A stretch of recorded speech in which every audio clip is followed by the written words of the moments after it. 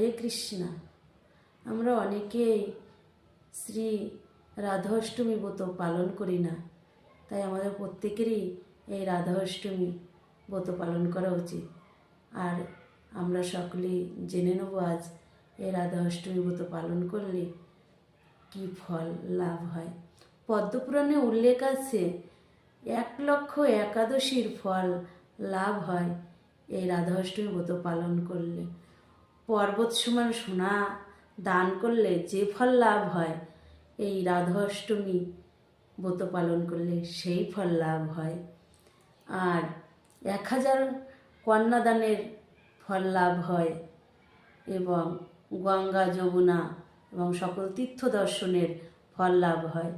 কেউ যদি অশ্রদ্ধার সঙ্গেও এই শ্রী রাধাষ্টমী ব্রত পালন করে, তাহলেও সে ভগবত ধাম প্রাপ্ত হয়। হরে কৃষ্ণা, হরি বল।